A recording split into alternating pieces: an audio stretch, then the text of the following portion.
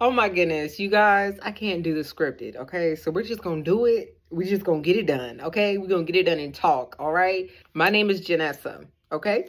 I am the owner of the Thread Emporium, okay? I'm a textile artist based in North Carolina, and I'm passionate about creating.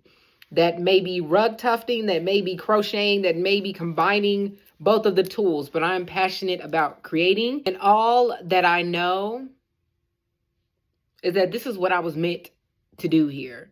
I was meant to create, and I was meant to share the things that I create. I was meant to remind people of how beautiful your mind is in a society where everybody wants to be the same, where everybody is so robotic or can be so robotic. And so that's what I'm here to do. I'm here to remind you that you are awesome, that your mind is creative on its own. I'm here to remind you to trust yourself. I'm reminding you to continue being yourself, to continue sharing your art.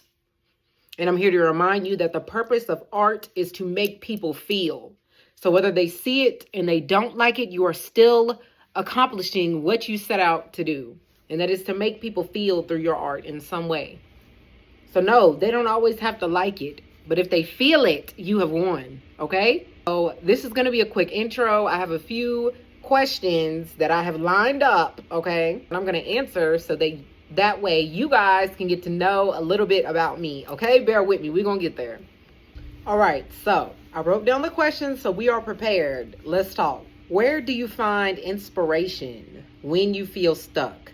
So when I am creatively stuck, I feel like I'm in a creative rut. I find inspiration in nature, okay? So ever since I was young, I always had an obsession with like underwater themed, just like mermaids, anything but the water. So anytime I feel creatively stuck, I immediately go to nature, and that is what inspires me. That is what will immediately help to propel me forward and get me over the hump that I am working through.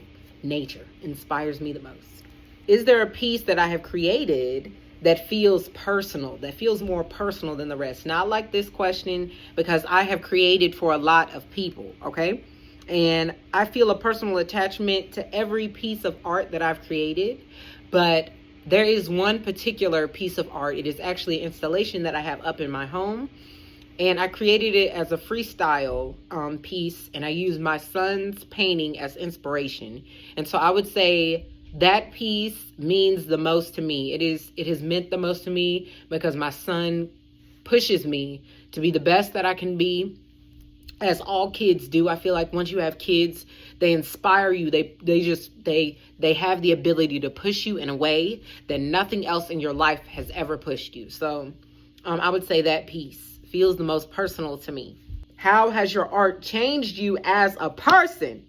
I love this. I love this one because I actually have been creating since I was a child, okay? So I used to paint, I used to draw, and I would go even door to door to try and sell my paintings. And so I've always loved art, and it has changed me as a person. I would say, you know what has actually changed me as a person?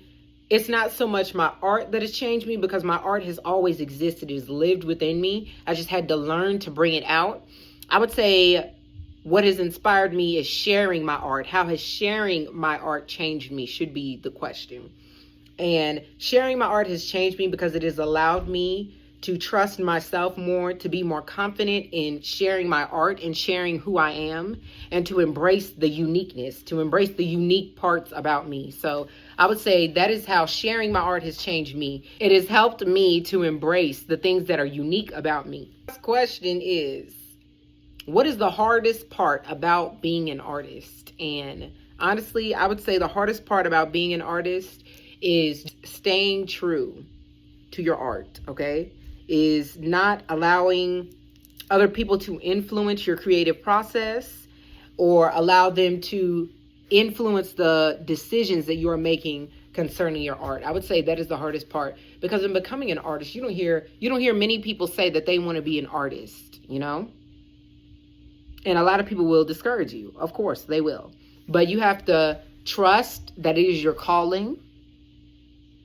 And you have to be willing to sacrifice any and everything to make sure that it happens for you. And I would say that's the hardest part. The hardest part is trusting yourself. Like challenges, day-to-day challenges, daily challenges come and go. The hardest part is trusting yourself and trusting that in the event that it doesn't work out for you, you have to trust that you are able to rebuild all over again. And that's a hard pill to swallow. So I would say that's the hardest part about being an artist, is staying true to what you love and understanding that making people feel through your art, no matter what those feelings are, is a success in itself. So if you are an artist and you have the ability to make people feel, you have succeeded already. Thank you guys so much for joining this quick, informative video. I appreciate your support, and I'm excited to share more about me, share more about my creative process, and hear more about you guys and your creative processes and the things that you love as well, okay?